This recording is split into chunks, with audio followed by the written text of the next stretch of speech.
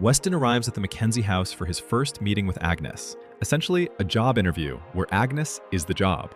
Agnes, who has been trained her entire life to smile and say nothing, does something small and quietly brave. She asks about his wife. Girls are not supposed to do this. In Gilead, you do not ask questions, you answer them. Weston pauses. Then he tells her his wife died in childbirth. And then, without missing a beat, he says the thing that should have ended the conversation, the meeting, and his candidacy entirely. He says it was the worst day of his life. Not because he lost his wife, because he lost his child. His wife died, and he is telling a teenage girl he wants to marry that the tragedy of that day was the baby. The woman who died, who carried that pregnancy, who went through that labor, who did not survive it, is not the loss he is describing. She is barely a footnote.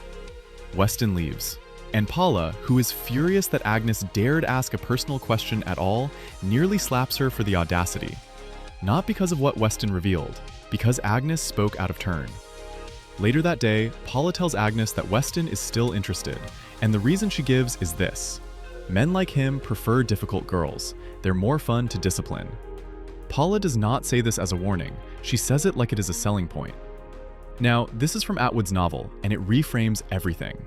In the book, Aunt Lydia secretly compiles files on the commanders. Commander Judd's file, the most powerful man in the show, is the thickest one. It documents the fate of every wife he has had before Penny. The first was pushed down the stairs. Her neck was broken. It was recorded as a fall. 2 others died in childbirth under circumstances described as deliberately induced. In one case, Judd refused to allow an operation when a complication arose and watched his wife die, because he said piously there was still a fetal heartbeat. A 4th developed cancer after Judd gifted her a set of paints laced with cadmium. A gift, thoughtfully chosen.